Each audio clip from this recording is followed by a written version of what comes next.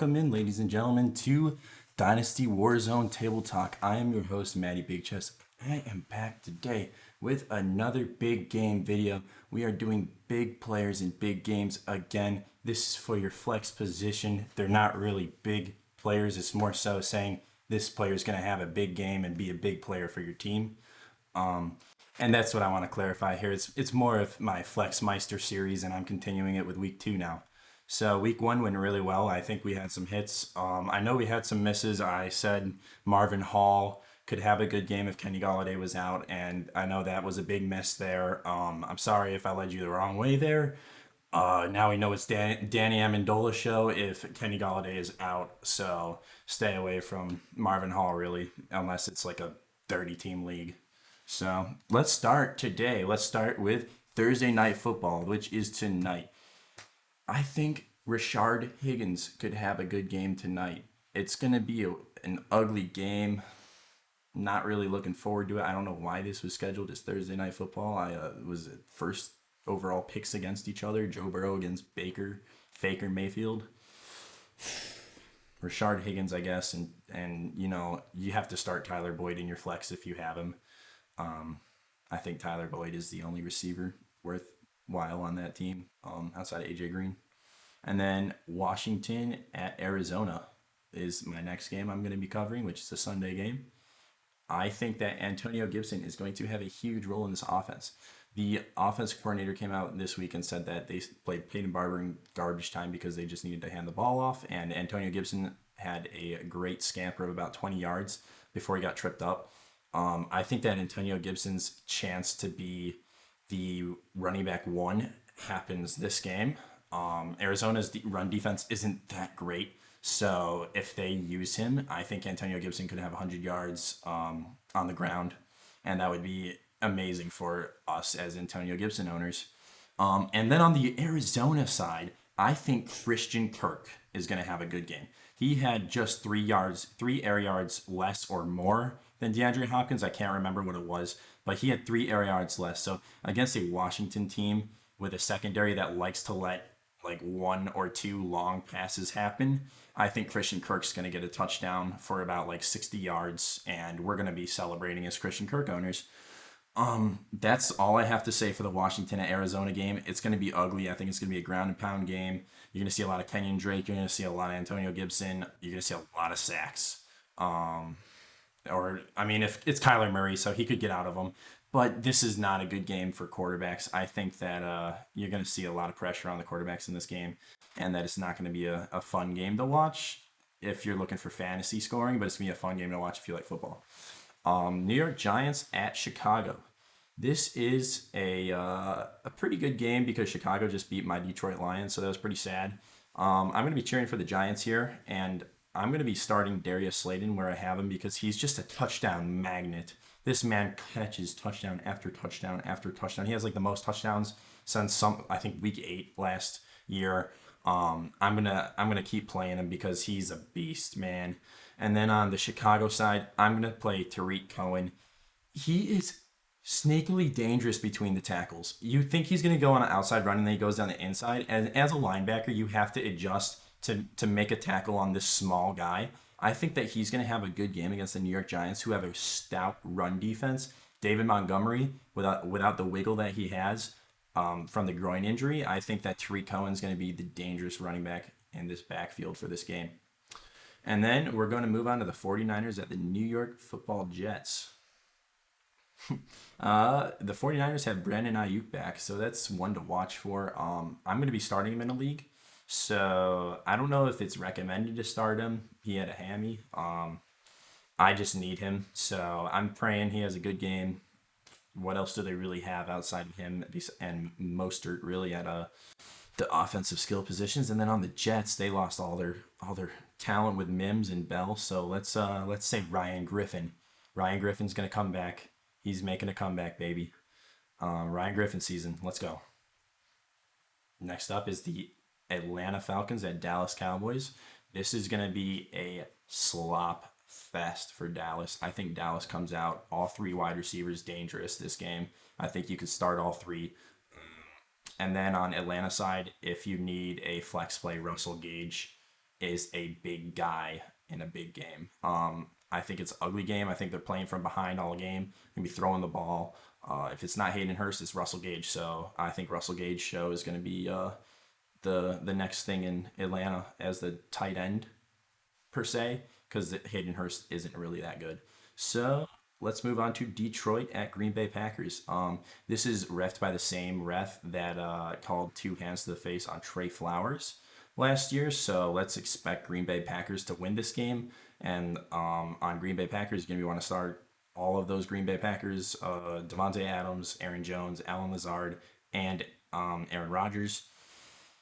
And on Detroit, you're going to want to start Matt Stafford, TJ Hawkinson, and probably Amendola. I could see Marvin Jones having a good game. Kenny Galladay is questionable with a hamstring still. He didn't practice yesterday, so that is up in the air. I think that Green Bay Packers are going to win this pretty handily against the Detroit Lions, which is sad to say because I am a Lions fan. And yeah, let's not get Clete Blakeman to ref any of these games anymore. Jacksonville at Tennessee. This is a big game in the division. Jacksonville, I think the only starter you can really play maybe is Minshew and whoever he's throwing to, which is DJ Chark if you have him. Otherwise, this is an ugly game for Jacksonville. I think Tennessee's going to come out and romp them. They're going to come out with Corey Davis and A.J. Brown, and they're both going to have good games. So I'd start both of them. And Jonnu Smith, honestly, I'd start all of them against Jacksonville's defense. I don't think Jacksonville's defense is anything special. And I think that you can have some good fantasy production from all the Tennessee guys this week. And then the Vikings at Colts. This is an interesting game because the Vikings star cornerback Xavier Rhodes went to the Colts this offseason. So you could see him shadowing Adam Thielen all game. And if he knows how to shut down Thielen, then cool. But I think Olabisi Johnson and Irv Smith are going to have good games this week. Play action pass is going to really set up Irv Smith. The run defense is pretty stout for Colts. They added DeForest Buckner in the offseason, and their linebackers are pretty good. So play action is going to be the only thing that really gets them to jump, hopefully. So I'm going to be starting Irv Smith and Olabisi Johnson on the Vikings. And on the Colts, I'm going to start Nyheim Hines because I think they're going to be playing from behind. I think that Hines is a good pass catcher and that he's going to have a role. He's going to get 7 targets from Phillip Rivers, and he's going to get some good points in PPR leagues. So I'd start Nyheim Hines. And I'd start Jonathan Taylor, too, if you have him. All right, Buffalo at Miami, another divisional game. Here we have, I think, what is going to be an interesting game for Devin Singletary. Zach Moss proved that he's not very effective on the goal line, and you have Josh Allen anyway, so why would you want to own Zach Moss?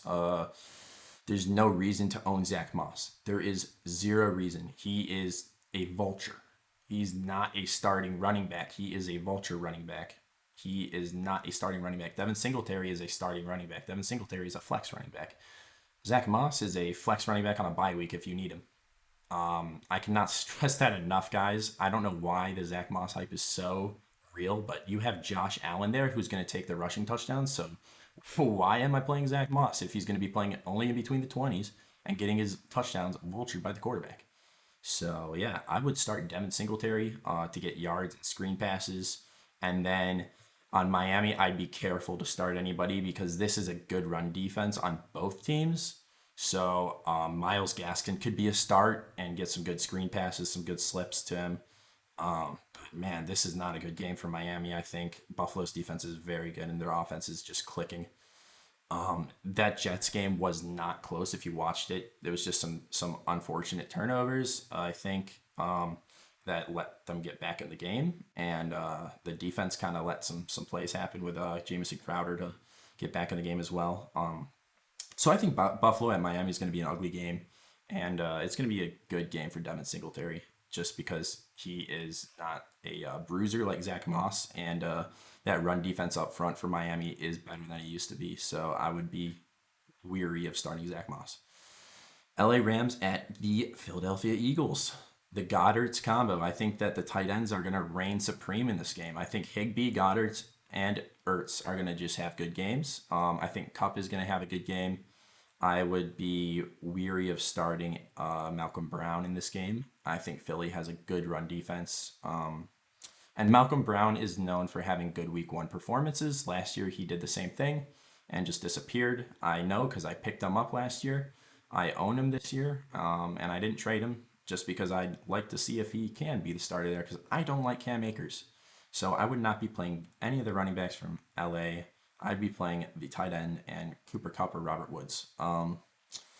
Denver at the Steelers, man. This is a good game for ugly football again for defense. I really like what Bud Dupree did on Monday Night Football. Football was he was just all over the football. He was attacking the quarterback. He was blitzing off the edge. He is just jumping every snap, man. Like he is so fast off the line.